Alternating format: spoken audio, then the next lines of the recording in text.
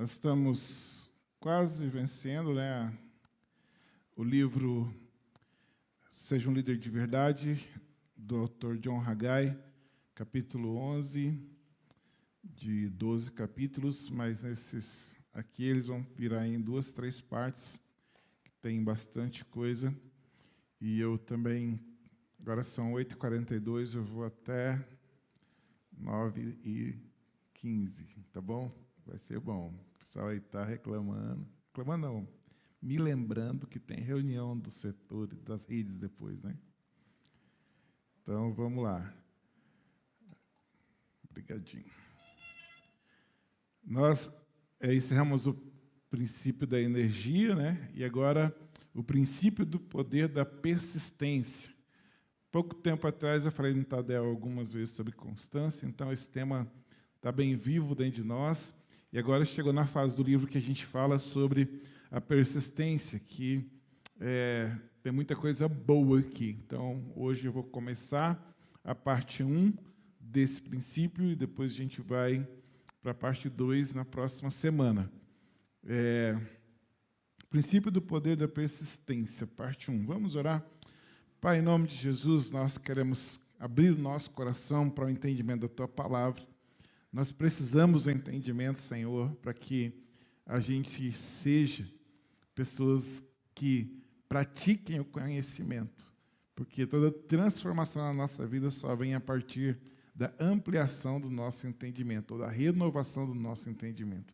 Então, Pai, que nós sejamos renovados aqui nesta noite, que nós sejamos renovados no entendimento novo, em algo novo do mesmo princípio. Nós conhecemos um princípio, mas sempre alguma coisa nova nós aprendemos, e que não sejamos só conhecedores, mas praticantes da palavra que vamos receber. É o que eu oro por mim, por cada irmão aqui, e aonde estiver, em nome de Jesus. Amém? O princípio do poder da persistência. Quando pensamos em persistência, lógico que o que gera persistência em nós são dificuldades. O que gera persistência em nós são oposições. Então, a oposição torna as pessoas mais fortes, porque exige a efetividade do poder da persistência. Então, essa primeira frase que o John Haggai coloca aí é muito importante, porque é a oposição. Então, a gente geralmente não gosta de oposição, não gosta de dificuldades, mas é por meio da oposição, das dificuldades, que vai ativar em nós o poder de uma persistência. Então, isso é muito importante. Deus ajuda aqueles que são filhos dele a superar os obstáculos. Então, os obstáculos vêm, mas aqueles que são filhos de Deus, Deus vai estar junto para ajudar a superar. Dificuldades existem, portanto, não viva enganado pensando que elas não existem. Todo líder sofre pressões e problemas e podem levá-lo a desistir, Então, uma das coisas que a gente tem até falado algumas vezes aqui é que a gente não gosta, né? E às vezes, por não gostar, a gente quer enfiar a cabeça na areia e falar assim, não existe pressão, não existe problema. É muito bom quando a gente está vivendo um tempo que os problemas estão menores, mas a inexistência deles não há. Sempre há uma pressãozinha, sempre há um problema. E esses problemas ele tem o potencial, e, na verdade, muitas pressões na nossa vida, se a gente não estiver atento, o grande objetivo daquela pressão, daquela dificuldade, é fazer você desistir. Porque toda dificuldade que vier e você ir passando, você vai se tornando mais forte, você vai ficando mais firme com as suas convicções. Mas se a primeira dificuldade, a primeira dúvida gerar em você e você desistir, então o propósito foi alcançado daquela pressão, que fez você parar. Entendeu? Então, precisamos continuar. Diante das pressões, os líderes são tentados a questionar a visão e direção recebida. Então, quando as coisas ficam difíceis na nossa vida, um dos questionamentos que surge imediatamente é o quê? Será? Né? Quem nunca, né? Numa luta, no namoro, no noivado, num casamento, a pessoa passou tanta luta, tanta dificuldade que vem aquele ventinho e fala assim, será? Será que eu acertei nesse tiro? Aí no casamento, meu amigo, você não pode nem pensar nisso, mas você já pensa, já dispensa, né? Porque já casou, já era, vai ter que dar um jeito de arrumar esse negócio. Mas diante de umas pressões no trabalho, na vida, há essa possibilidade, ou quase certeza, de que no meio da pressão a gente diga e entre o será. Será que é isso que eu vi mesmo? Será que eu recebi essa direção? E essa direção é a correta mesmo? Porque se não tiver, às vezes, correndo 100%, a gente começa a questionar e falar assim, mas será que era isso mesmo? Será que a direção que o meu líder foi está certa? Será que esse pastor aí não está doido? Não, porque está dando tanto problema, tanta dificuldade, está sendo tão difícil.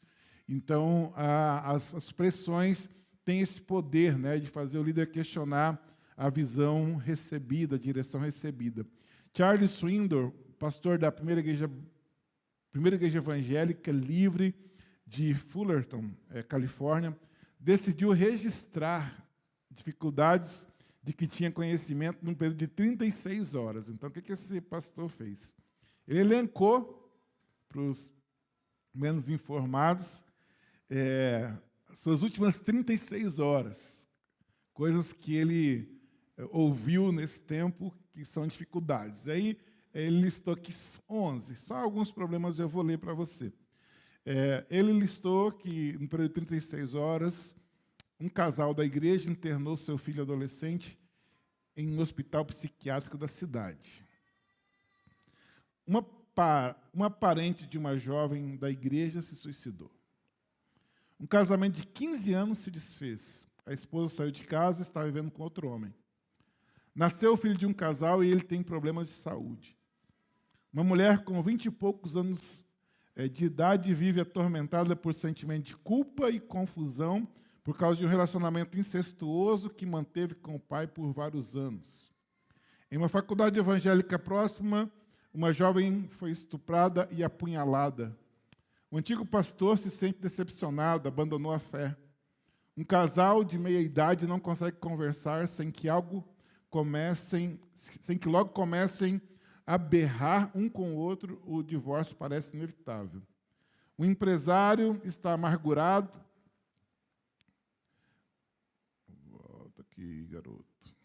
O empresário está amargurado porque um de seus empregados crentes está dando demonstrações de que não é digno de confiança. Uma missionária casada que voltou dos Estados Unidos sofreu um esgotamento nervoso.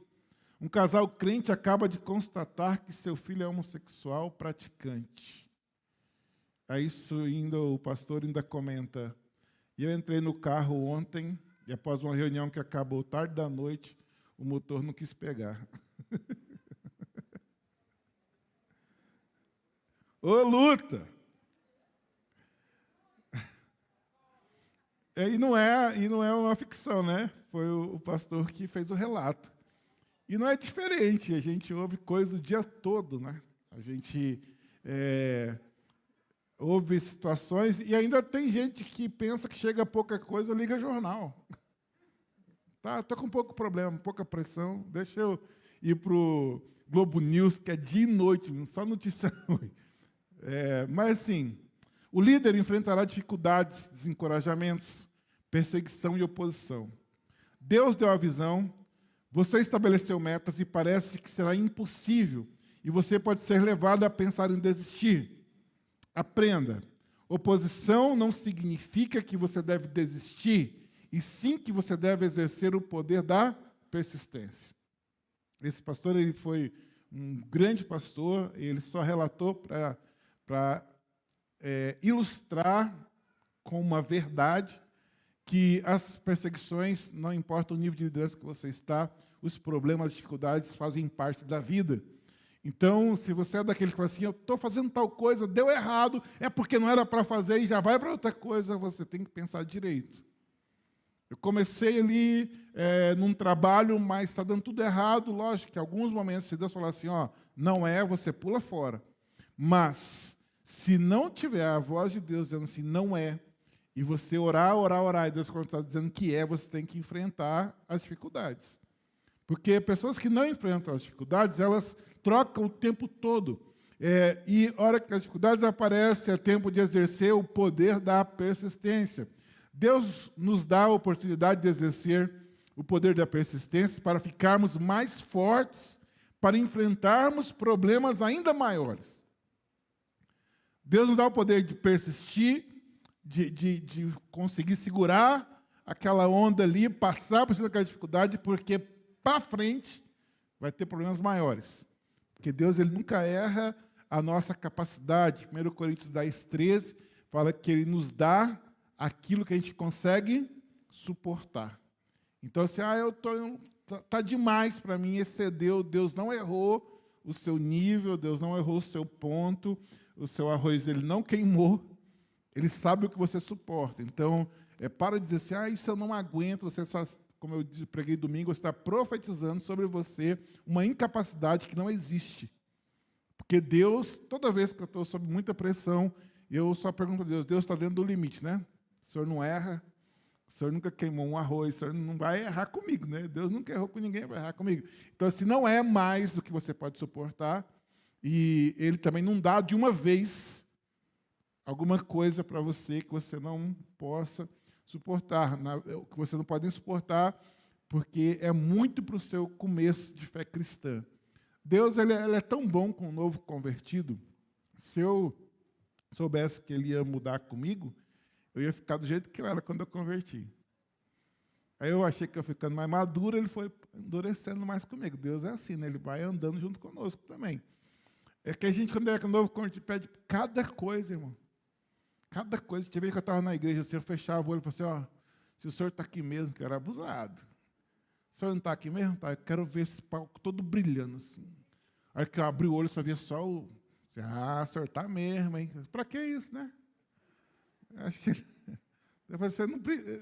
Eu não preciso brilhar aí para provar para você, mas você precisa, criança. Né? Às vezes, quando é criança, Deus trata como criança. A gente vai ficando adulto, Deus vai tratando a gente como adulto. Então, a gente tem que ter essa perspectiva que Deus ele nunca erra nos nossos limites. Quando a pressão vai aumentando, é porque você está ficando mais fortinho. Swindoll, esse pastor, ele fala de 4 conceitos errados acerca da vida cristã. O que são conceitos errados? Ele coloca aqui como algumas mentiras que permeiam a nossa mente, mas que parecem, em algum instante, verdades. Talvez você até ainda carrega isso e vai ter uma fratura na sua fé aí. Como somos crentes, todos os nossos problemas acabaram. Crente tabajara, né? O quê? Oi? Tabajara, tinha um humor, né? Os novos não sabem dessa história. É coisa do Chico Anísio, né? Então, assim, Cacete de Planeta, né? Então, assim, às vezes, se você se frustra porque você é crente, ainda tem problema. Porque, de alguma maneira, você falou assim, eu ganhei numa loteria e os meus problemas acabaram. Não, a gente está no mundo que jaz no maligno, a gente está sujeito aos problemas. Então, assim, essa é uma das coisas que o pastor coloca aqui, que é um conceito errado. Todos os problemas que temos são focalizados na Bíblia. Então, os únicos problemas que eu posso passar é aqueles que estão escritos na Bíblia. Não. Tem outros problemas que não deu para ser escrito na Bíblia que você vai passar. Né? Porque Jesus falou assim, se eu fosse escrever tudo na Bíblia, eu creio que talvez não houvesse nem papel. Então, se você só entende que pode passar o problema que está escritinho lá, você tem muitos aí. Na realidade, não são, não. Através da Bíblia, Deus fala de muitas coisas, mas precisamos viver da fé, receber a orientação do Espírito Santo e precisamos de conselhos de crentes sinceros. Então, além, lógico, da palavra, diante dos seus problemas, você precisa do Espírito Santo para te falar, para falar no teu coração, você precisa de conselhos de crentes sinceros. A terceira coisa que ele coloca como um conceito errado é, se estivermos tendo problemas, é porque não somos espirituais. Tem pessoas que pensam, eu sou tão espiritual e eu não deveria estar passando por isso. Né? É um outro erro, um conceito errado. Essa é uma mentira com cara de verdade, né? Ela é bem camufladinha. A verdade é que somos cristãos, estamos fazendo a vontade de Deus, e é até por isso que teremos problemas. Você entendeu que o fato de você ser cristão, você está fazendo a vontade de Deus, e isso vai provocar problema? Tenta andar em santidade para você ver. Coloque alguns propósitos na sua vida para você ver a quantidade de oferta para fazer o contrário vai te aparecer. Quando você quer fazer a vontade de Deus, consequentemente você acabou de comprar uma briga com o inferno. Jó passou por perseguições de todos os tipos por permanecer firme em Deus. Então, se era alguém que deveria não ter problemas por ser espiritual, seria Jó. E nós nem temos toda a convicção de Jó para dizer assim, eu não posso ter problemas. E Jó, justamente porque ele tomou a decisão de andar corretamente, ele foi perseguido até pela própria mulher, né? Jó amaldiçoou esse Deus aí, rapaz, e morre, né? Depois ela pediu perdão, ficou com ele, deu mais 10 filhos para ele, mas tudo bem. Mas para você ver o nível de perseguição e problema que ele teve. Swindoll diz que os cristãos mais consagrados que ele conheceu são os que passaram por coisas piores, coisas inimagináveis. Ele dá esse testemunho. As pessoas mais consagradas que eu conheci são pessoas que passaram por coisas estranhas na vida. Ao declararmos paz com Deus, estamos declarando guerra contra o diabo. Anota isso aí. Ao declararmos paz com Deus, consequentemente, estamos declarando guerra com o diabo. Quarta percepção errada da nossa fé. Receber a sã doutrina da Bíblia resolve os problemas automaticamente. As instruções da palavra nos ajudam a resolver nossos problemas, mas não resolve por nós. Dá para entender? O que a Bíblia ensina nos ajuda a resolver os problemas. Mas o fato de você conhecer a Bíblia não vai sair caminhando pela rua e vai lá pedir perdão para quem você tem que pedir. A Bíblia não vai sair andando pela rua e vai lá fazer o conselho que você tem que fazer. A Bíblia não vai sair andando pela rua e vai lá pagar quem você tem que pagar. A Bíblia não vai sair andando pelos bancos dizendo assim, quitado, quitado, quitado, né? Pode acontecer. Pastor, o senhor não crê em milagre? Eu creio. Mas é bom ir pagando suas contas. Né? Então, assim, às vezes a pessoa convertir, pronto, não tem mais problema. Automaticamente eu estou diferente, então aí a pessoa às vezes não tem nem paciência para as pessoas que estão próximas a ele compreender que ele mudou.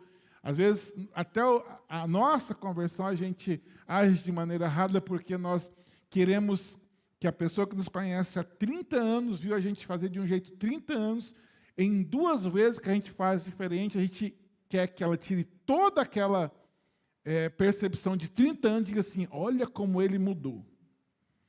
Aí a pessoa não recebe isso lá da família, dos amigos, fala assim, não adiantou nada eu ter mudado. Fala assim, meu amigo, você quer forçar alguém que há 30 anos e você fazendo de um jeito, que em um culto você mudou completamente. Ele não é obrigado a crer nisso, não. Quem é obrigado a crer nisso é você. Você acredita. Já contei para os irmãos aqui que depois de 13 anos, já vim sendo pastor aqui, eu fui lá em São Paulo, na casa de um primo meu, e depois de 13 anos, o cara ficava com a cerveja bem assim na minha boca. Toma, primo, toma, toma, toma. Eu falei, meu Deus, tem 13 anos que eu não mexo com isso. Tem que ter paciência. Só que eu converti lá no Mato Grosso, não ia lá há 13 anos, e para ele, o Edson, que ele conheceu, é daquele de 13 anos atrás. Eu passei a noite toda passando essa raiva. Aí eu falei, mas, né? Acontece. Porque as pessoas não são obrigadas a crer na nossa transformação. Mas eu e você somos obrigados a crer, né? Nós sim, não é automático. Não é automático. Não é automático, você vai dando testemunho. Eu tenho até uns números, né? São meus, e para os jovens eu aplico e já funciona em alguns. Eu falo assim, ó, quando você converter, que você veio da quebradeira mesmo, 3 meses isolamento. Lê muita Bíblia, se possível, lê a Bíblia toda em 3 meses. Enche-se da palavra. Mas eu quero ganhar meus amigos. Eu falei assim, não está na hora, parceiro. Dá de 3 a 4 meses. de férias para você, muda tudo, conheça a palavra. Depois você sai. Quando você sair, você já sabe que você vai levar pancada. Só que você está forte. Espera mais 3 meses firme, indo para o culto, para a igreja, falando de Deus para as pessoas. Espera 6 meses, que aquele que mais zombar de você, depois dos primeiros 3 meses, vai te procurar no secreto, no direct, né? Não vai te elogiar. Quando você postar alguma coisa de Deus, ele vai zombar de você, tirar sarro. Mas no direct, ele vai falar assim, você poderia me ouvir? Porque eu não estou bem. Aí você quer que o cara que te viu ontem te procure amanhã, porque você mudou? Não vai, pode acontecer, nada é impossível. Mas às vezes, se isso não acontece, fala assim, ninguém vê que eu mudei. Tá bom, não tem problema. Você está vendo? Ótimo. Então, assim, não é nada automático.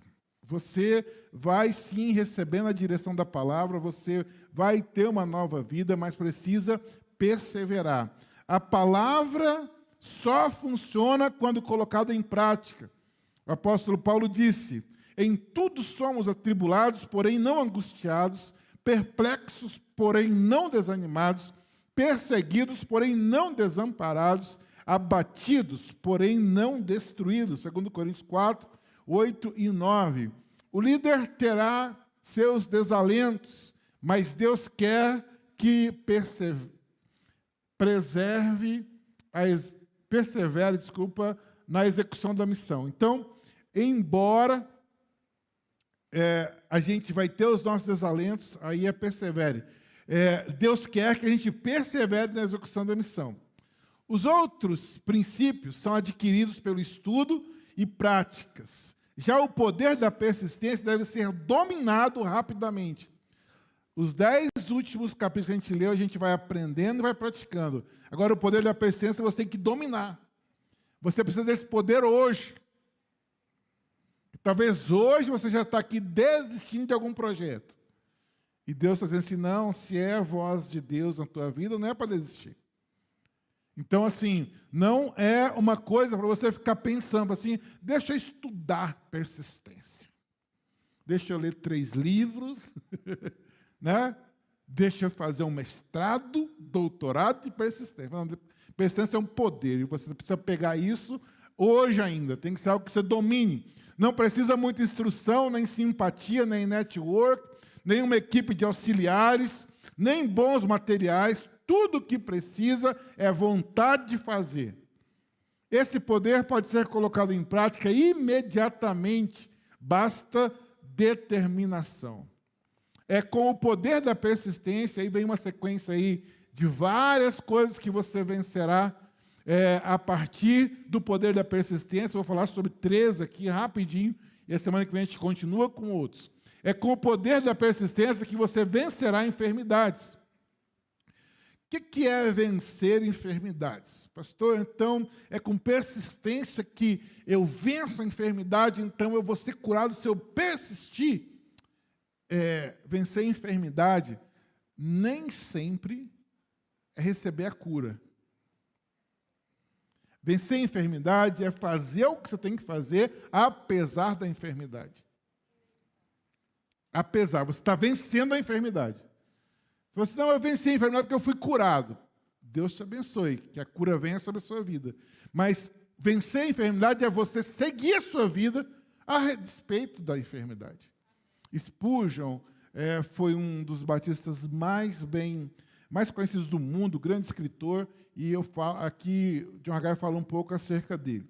Charles Spurgeon, de Londres, continuou a exercer múltiplas atividades de seu ministério, mesmo quando estava doente. Sua esposa ficou paralítica depois de ter filhos gêmeos, e da cama dirigiu um trabalho pioneiro de distribuição de Bíblia pelo mundo afora. Ele mesmo doente em Londres, comandava um monte de movimento mundo afora, e a mulher dele que ficou paralítica, ela foi uma das criadoras de um sistema de distribuição dos livros do Spurgeon pelo mundo inteiro. Paralítica. Alguém fala assim, poxa, por menos eu paro. por menos, por qualquer tontura, por qualquer dor de cabeça, não que dor de cabeça é coisa simples, às vezes é coisa muito séria, mas nós, né, às vezes, por menos, paramos. Aí a gente perdeu para a enfermidade. Perdeu para a enfermidade. E quando, como eu falei ontem, quando a enfermidade vira o nosso amuleto, né? Para não fazer a missão de Deus, a gente tem uma enfermidade, que coisa boa. Quando tem enfermidade, para você não chegar onde Deus quer que você chegue. Dr. John Sung, mesmo com câncer destruindo seu corpo, pregava sermões de 2 horas ou mais. De 2 horas ou mais, 3 vezes por dia. Então, esse pastor pregava 6 horas por dia com câncer.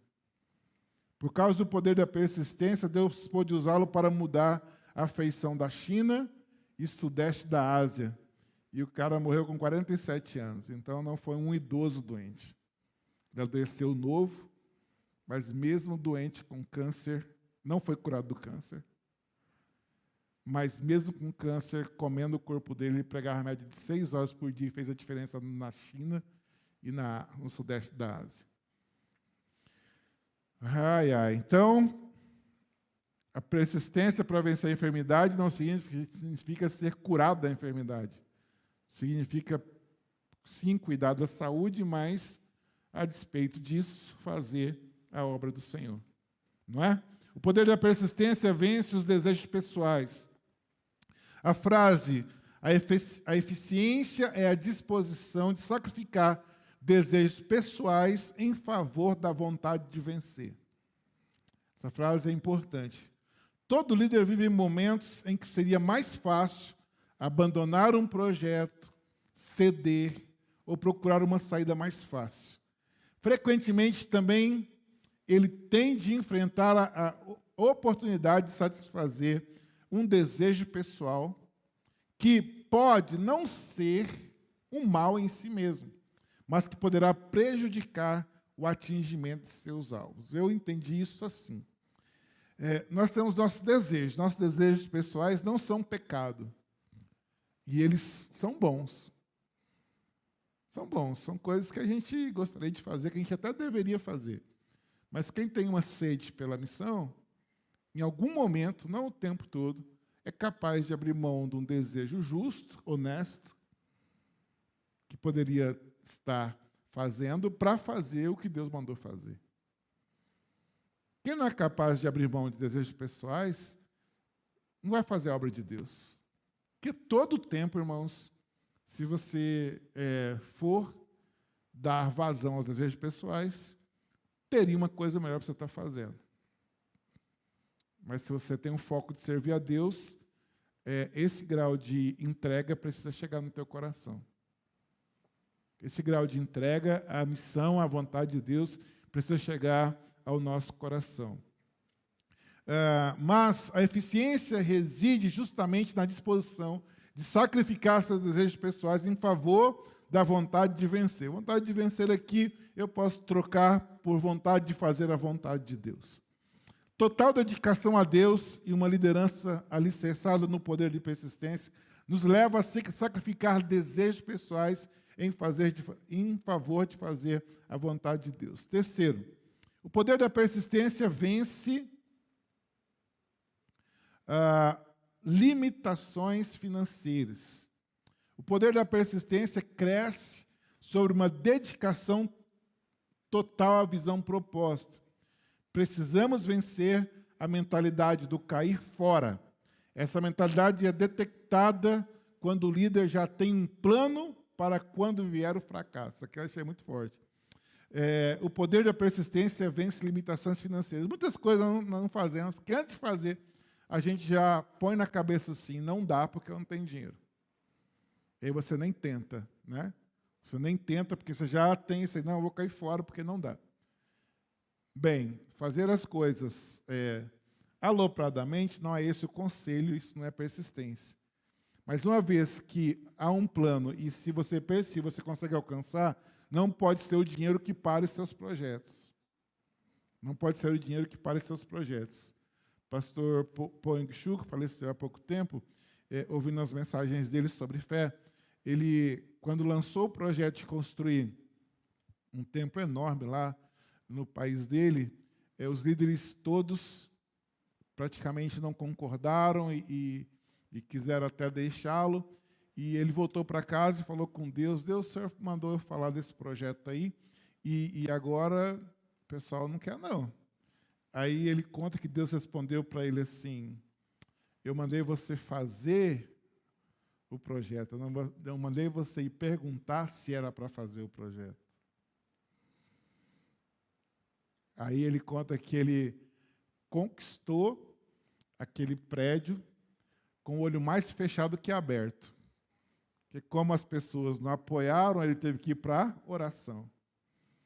Então ele vivia mais orando e pedindo a Deus os recursos do que realmente caçando conselho com os líderes. Porque tem hora que é o líder que vê mesmo, os liderados não veem. O próprio Spurgeon, não sei se aqui ou no outro momento tem aqui ele falando, não coloquei, mas o Spurgeon mesmo, ele chegou na igreja antes dos 20 anos. Spurgeon foi uma pessoa diferente mesmo. Antes dos 20 anos, pastoreando uma igreja, o espaço ficou pequeno, ele reuniu 30 líderes que ele tinha e falou assim: vamos fazer um espaço aqui para 5.500 pessoas. E quando ele falou essa quantidade de pessoas que caberiam no novo espaço, dos 30 líderes que ele tinha, 23 deixou ele. Parece que ele ficou doido, esse menino. Só que ele perseverou. E é chamado Tabernáculo, não sei o nome completo, Tabernáculo Metropolitano. E por 30 anos de ministério de Spurgeon, esse espaço lotava de manhã e de noite, todos os dias. Ou seja, quando você tem uma voz de Deus e você aprende o poder da persistência, você segue, às vezes, sozinho. Sozinho porque alguns podem te deixar, mas você sabe que Deus falou no teu coração e você vai seguindo, você vai andando. Você já observou que toda vez que você está quieto com um projeto, você nem oposição tem?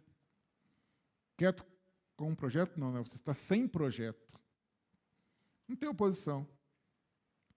Ninguém começa a falar nada, aí você começa a fazer, o que começa a acontecer? Oposição. Aí fala assim: pastor, então não vou ter projeto na vida, não. Só que você não vai chegar em lugar nenhum também, né? Sem projeto você não chega. E se você tiver medo de oposição, porque você tem um sonho, um projeto, então você precisa do poder da persistência, de continuar apesar de você seguir, porque você tem a voz de Deus, você lançar os projetos. E quando a gente está falando sobre persistência, neste ano, a nossa igreja está com o tema do ano do evangelismo. E quem acompanhou as lives de hoje, eu estou muito convencido por Deus que isso não pode ser só uma tela bonita aqui que o João Pedro fez, não. Precisa entrar no nosso coração. Nós estamos entrando no ano 13 do nosso ministério aqui. Quem já viu a gente mencionando sobre os ciclos aqui, sabe que a vida ela tem ciclos de 7 anos. Nós estamos no segundo ciclo dos 7 anos, no 6º ano do segundo ciclo. E o 6º ano é o ano da colheita tríplice. Porque nesse ano a gente tem que colher tanto para a terra descansar no 7º ano e dar a comida do 6º, do 7º e do 8º ano, né? Então, nós estamos certinho com o ano do evangelismo. E eu não pensei nisso antes de elaborar o tema. Deus deu o tema, só que Deus já sabia. Então, esse é o ano da gente acreditar numa colheita tríplice. E como que se colhe na igreja, pastor? A igreja a gente colhe, sabe como? Evangelizando os nossos amigos, parentes, vizinhos e colegas de trabalho e escola. Como que a gente faz aqui na igreja? Através do GAT. Então, eu queria hoje que você saísse daqui pedindo a Deus uma oportunidade de ministrar o GAT com alguém. É assim que a igreja vai crescer 3 vezes nesse ano, que era para crescer em 1. Precisa fazer isso. Pastor, eu não tenho amigo não crente. Você tem vizinho, sim. Você tem parente, sim. Tem colegas de trabalho, sim. Você tem pessoas não crentes. É impossível que você não tenha. É impossível. Né? Tem um vizinho seu, tem uma amiga sua, tem alguém que vai no mesmo salão que você, tem alguém na sua vida que você vai oferecer um GAT ainda essa semana. Porque se você começar agora em março, imagina, faz um, e quem está fazendo GAT, a experiência tem sido essa. Começa com uma pessoa, mas nunca termina com uma, porque essa uma pessoa traz outras. Porque o não crente começa a encontrar uma saída para a vida dele, ele tem muitos outros amigos, que ele sabe que passa por aquilo e que quer também aquilo que ele está recebendo. Então, assim, para com essa visão mentirosa que não tem ninguém para você fazer um GAT, porque tem sim. Faça uma lista na tua cabeça assim.